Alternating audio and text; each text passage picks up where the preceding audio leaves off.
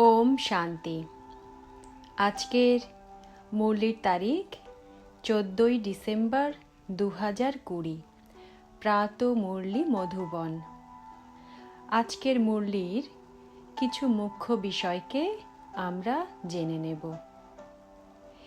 মিষ্টি সন্তানেরা, তোমাদের দুঃখের দিন এখন সম্পূর্ণ হয়েছে।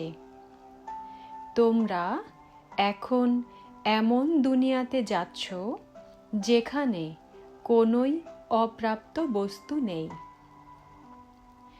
প্রশ্ন: কোন দুটি শব্দের রহস্য তোমাদের বুদ্ধিতে থাকার কারণে পুরনো দুনিয়ার থেকে অসীম জগতের বৈরাগ্য আসে?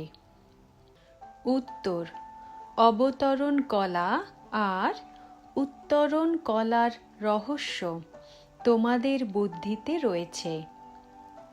তোমরা জানো যে অর্ধেক কল্প ধরে আমরা অবতরণ করেছি, এখন উত্তরণের সময়। বাবা এসেছেন নর থেকে নারায়ণে পরিণত করার সত্য জ্ঞান প্রদান করতে। আমাদের জন্য এখন কলিযুগ সম্পূর্ণ হয়ে গেছে। নতুন দুনিয়ায় যেতে হবে, সেই জন্য কলিযুগ থেকে অসীমের বৈরাগ্য এসেছে। আজকের গীত: ধৈর্য ধরো মনুয়া। ওম শান্তি। মিষ্টি মিষ্টি আত্মারূপী বাচ্চারা গান শুনেছে। আত্মাদের পিতা বসে বোঝান, এ হলই পুরুষোত্তম সঙ্গম যুগ। যখন প্রতি কল্পে বাবা এসে আত্মারূপী বাচ্চাদের পড়ান, রাজযোগ শেখান। বাবা আত্মারূপী বাচ্চাদের বলেন মনুয়া, অর্থাৎ আত্মা। হে আত্মা, ধৈর্য ধরো। আত্মাদের সাথে কথা বলেন। এই শরীরের মালিক হলো আত্মা। আত্মা বলে, আমি অবিনাশী আত্মা। এ হলো আমার বিনাশী শরীর। আত্মিক পিতা বলেন, বাচ্চারা, আমি একবারই কল্পের সঙ্গমে এসে তোমাদের ধৈর্য প্রদান করি যে এখন সুখের দিন আসতে চলেছে। এখন তোমরা দুঃখধাম ঘোর নরকে রয়েছ। কেবলমাত্র তোমরা নও, সমগ্র দুনিয়াই এখন ঘোর নরকে রয়েছে। তোমরা যারা আমার বাচ্চা হয়েছ, ঘোর নরক থেকে বেরিয়ে এসে স্বর্গে চলেছ।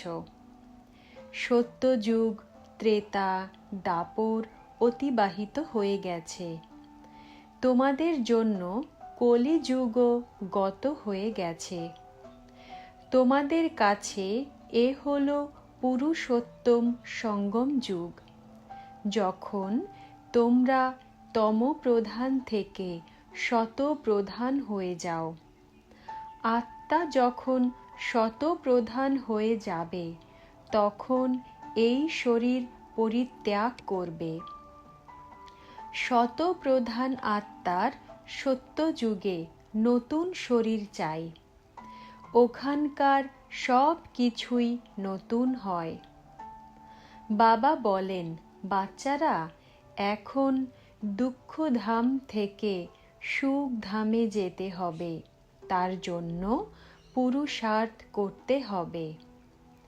সুখধামে এই লক্ষ্মী নারায়ণের রাজত্ব ছিল। তোমরা নর থেকে নারায়ণ হবার জন্য পুরুষার্থ করছো। নর থেকে নারায়ণ হওয়ার এই জ্ঞানই হলো সত্য। ভক্তি মার্গে প্রতি পূর্ণিমায় সত্যনারায়ণের কথা শুনে এসেছ, কিন্তু তা হলই ভক্তি মার্গ। তাকে সত্য মার্গ বলা হবে না। জ্ঞান মার্গ হলো সত্য মার্গ। তোমরা সিঁড়িতে নামতে নামতে অসত্য খণ্ডে চলে এসেছ। এখন তোমরা জেনেছ যে সত্য পিতার কাছ থেকে এই জ্ঞান পেয়ে আমরা 21 জন্মের জন্য দেবী দেবতায় পরিণত হব। আমরা ছিলাম, পরে সিঁড়ি বেয়ে নেমে এসেছি। অবতরণ কলা আর উত্তরণ কলার রহস্য তোমাদের বুদ্ধিতে রয়েছে।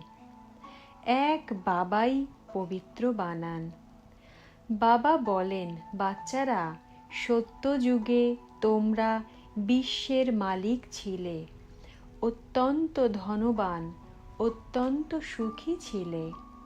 এখন অতি অল্প সময় বাকি রয়েছে। পুরনো দুনিয়ার বিনাশ সম্মুখে দাঁড়িয়ে রয়েছে। বাবা দুঃখের পুরনো দুনিয়াকে পরিবর্তন করে সুখের নতুন দুনিয়া স্থাপন করেন। এখন ভগবান তোমাদের পড়ান উপরে ওঠার জন্য। জ্ঞান মার্গ হল উত্তরণ কলার মার্গ। সর্বোচ্চ ঈশ্বর হলেন অদ্বিতীয়। স্মরণও ওনাকেই করা উচিত। একজনকে স্মরণ করাকেই অব্যভিচারী স্মরণ, অব্যভিচারী জ্ঞান বলা হয়। বাবা আমাদের পড়ান, যার ফলে আমরা দেবতা হয়ে যাই। দৈবী গুণ ধারণ করতে হবে। সেই জন্য বাবা বলেন, নিজের চার্ট রাখো, তবেই জানতে পারবে যে আমার মধ্যে কোনো অবগুণ নেই তো। দেহ অভিমান হলো প্রথম অবগুণ। তার পরের শত্রু হলো কাম বিকার। কাম বিকারের উপর বিজয় প্রাপ্ত করলে তোমরা জগৎ জিত হয়ে যাবে। সত্য যুগ থেকে নামতে নামতে তমোপ্রধান বুদ্ধি হয়ে গেছে। এখন পুনরায় শতপ্রধান হতে হবে। তার জন্য একটাই ওষুধ প্রাপ্ত হয়। বাবা বলেন, নিজেকে আত্মা মনে করে বাবাকে স্মরণ করো, তবেই তোমাদের জন্ম জন্মান্তরের পাপ ভস্মীভূত হয়ে যাবে। তোমরা বসেছ পাপ ভস্ম করতে, সেই জন্য ভবিষ্যতে আর কোনো পাপ করা উচিত নয়। তা না হলে পাপ শতগুণ হয়ে যাবে। বিকারে গেলে তো শতগুণ দণ্ডভোগ করতে হবে।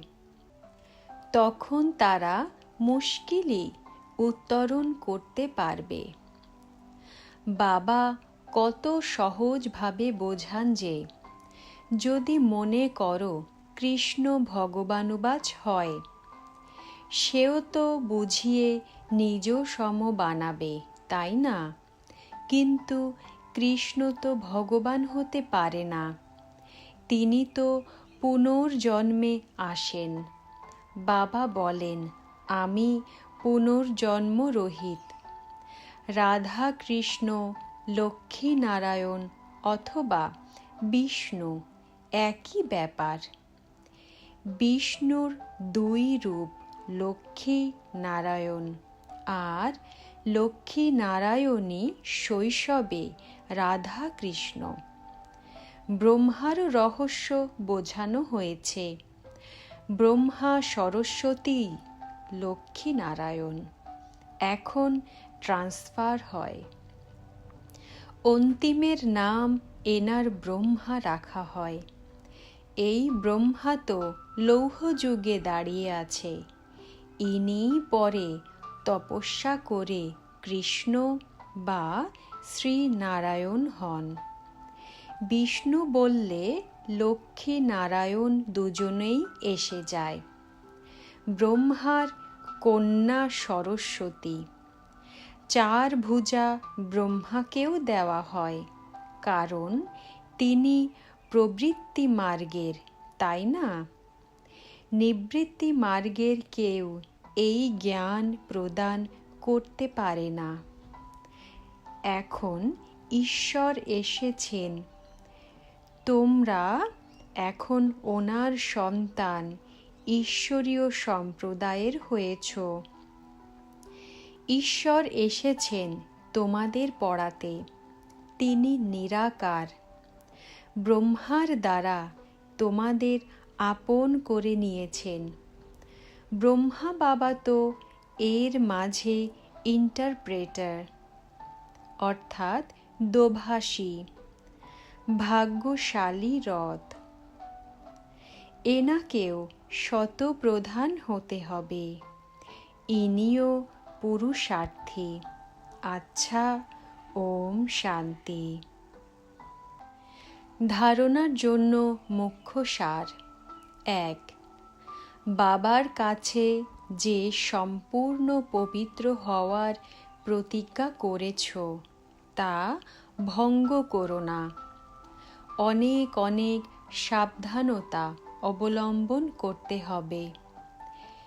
নিজের চার্ট দেখতে হবে, আমাদের মধ্যে কোনো অবগুণ নেই তো। 2. গডলি ইউনিভার্সিটিতে কখনো অনুপস্থিত থাকবে না। সুখধামের মালিক হওয়ার উচ্চ পাঠ একদিনও মিস করা উচিত নয়। মুরলি রোজ অবশ্যই শুনতে হবে। আজকের বরদান: মন, বাণী আর কর্মের পবিত্রতায় সম্পূর্ণ মার্কস নিয়ে নম্বর 1 আজ্ঞাকারী হও। ব্যাখ্যা: মনে পবিত্রতা অর্থাৎ সংকল্পেও অপবিত্রতার সংস্কার উত্থান না হয়। সদা আত্মিক স্বরূপ অর্থাৎ ভাই ভাইয়ের শ্রেষ্ঠ স্মৃতি থাকে। বাণীতে যেন সদা সত্যতা আর মধুরতা থাকে। কর্মে যেন সদা নম্রতা, সন্তুষ্টতা আর হাসি মুখ বজায় থাকে। এর আধারেই নম্বর প্রাপ্ত হয়, আর এমন সম্পূর্ণ আজ্ঞাকারী বাচ্চাদেরই বাবা গুণগান করেন। তারাই নিজেদের প্রতিটি কর্মের দ্বারা বাবার কর্তব্যকে প্রমাণিত করা সমীপরত্ন। আজকের স্লোগান: সম্বন্ধ, সম্পর্ক আর স্থিতিতে হালকা হও, দিনচর্যায় নয়। সম্বন্ধ, সম্পর্ক আর স্থিতিতে হালকা হও, দিনচর্যায় নয়। ওম শান্তি, ওম শান্তি, ওম শান্তি।